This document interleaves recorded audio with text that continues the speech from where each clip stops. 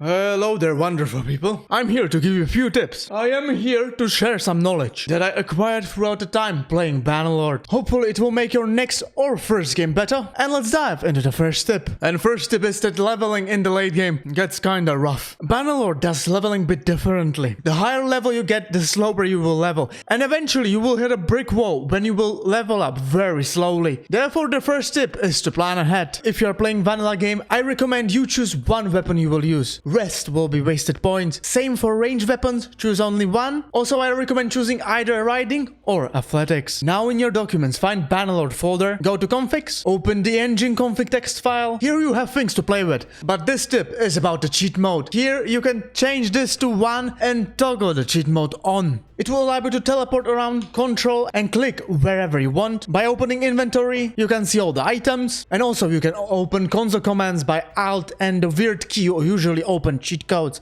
next to the 1. You have many commands. For example, you can add yourself some troops. Tip number 3 will be about using the console commands. And I'm not talking about cheating your whole game, but I'm talking about adding yourself focus points, attribute points, whenever you are high level and hit the wall. Look, I'm not saying you have to cheat in your games, but I don't have fun when I'm not leveling anymore. So when I hit the wall, even in this playthrough, I add few points and continue leveling. And the best part is, even if I add the point into the throwing, which I just cheated, it doesn't unlock anything. I still have to grind it. I'm just opening the possibility to continue leveling. This tip made a huge difference for me and I started to utilize it only now. Join a faction. I guess everyone, including me, want to start their own kingdom. This game is still in a part of the development when the end game is a bit wonky, and it's definitely not for everyone, especially when it comes to managing your own town. And it will take a bunch of time to get to the point where you can sustain and defend your own kingdom. My second campaign, I have spent 600 days farming to create my own kingdom, and when I got it, I got burnt out and I didn't play anymore. By joining a faction, you can have the most fun right away. And what's more, I hate losing my own troops. And when you join a faction early and fight these huge battles, surprise, most of the casualties won't be even from your army. So you can enjoy the epic battles, get the spoils and loot without having to play safe all the time and just enjoy these huge battles without screaming, "Oh no, I lost few troops, what will I do now?" This made the game twice more enjoyable for me. If you are playing your second playthrough, play on the realistic. It will make the game much more challenging and therefore more rewarding. New players can pretty much lower all of these things. Especially I would recommend lowering map movement speed and player receive damage. You tend to get one-shotted time to time, so it's pretty annoying. The thing I'm considering turning off, even though I like challenge, is turning off the possibility of my clan members dying in battles. Although this playthrough I let them die. I must say it is not super engaging gameplay, losing your clan's medic in the first battles. Speaking from experience. Next tip,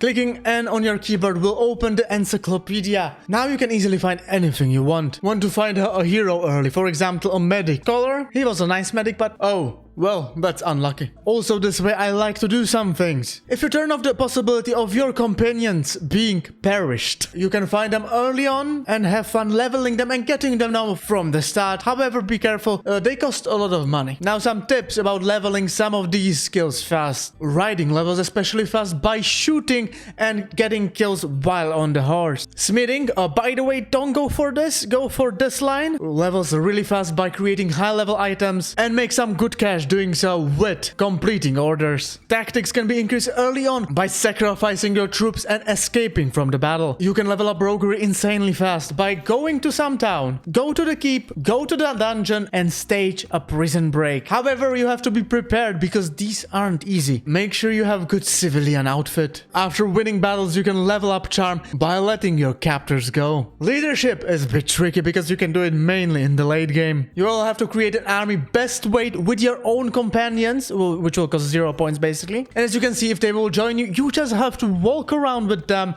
and that way you will increase the leadership. But make sure you are doing it with your own companions. Steward by having different food. After huge battles, when there are many injured, medicine will go up fast. Early game tournaments are basically the best way to make money. It's also the easiest and you can get some great loot as well. If you're new and struggling, lower the received damage. After doing tournaments, I would go city to city, buying low, selling high. My route is usually selling on getting wood, Pencannock clay and selling it in the imperial cities, mostly Rotai. After you have enough money, get yourself workshop. Stuff still changes. Now I'm going for pottery here and breweries in the south. Next level is creating caravan, joining as a mercenary and getting yourself a town. But I usually find a more pain in the ass than an asset. And now one tip which is around something really stupid. You will have your regular army. Don't use auto-resolve against looters because usually you can take all of them without getting any casualties. And auto-resolve is stupid and you can lose sometimes. Troops you would not lose normally. Get your archers and now you want to scatter them, so you will press F8 and shockingly nothing will happen and this is a problem. Therefore you will click F3 and make a loose formation because this one works actually. And now your archers can get much cleaner shots into the enemy. And now to answer the biggest question, how to increase the party size. You will increase it by increasing the clan level, the skill steward. Also in other skill trees there are some that increase the party size. In tactics we have +10 in the bow skill. Also there are other skills to keep an eye on. And kingdoms have policies that also increase the party size. Write your own tips in the comments below. I cannot get them all, but with your help we can make someone's game so much better. And leave a like so it can get recommended to more people. Thank you. Now for the next question, how to increase the party speed. You will increase it by getting more horses so your people can ride. However, be careful and don't overdo it because once you overdo it, you will get a penalty of herd, meaning horses will lose their purpose. Okay, now for troop recommendation. Imperial infantry, taking the route to Imperial legionaries, Imperial cavalry, Vlandian recruits, and going for the crossbowman line, Asurai recruits. Go for the line with archers. And of course, don't forget the best archer units in the game, Battanians, Highborn youth, ending with Fian champions. Oh, I forgot something. Yeah, arguably the most broken troops in this game, the Darkusite horse archers. One more skill tip in medicine. This skill is pretty much must because it will replenish some of your HP after each battle. This tip is about the smithing. In my opinion, smithing is very effective in this game. Not only you can increase it quite easily, it is still one of the best ways to make money in the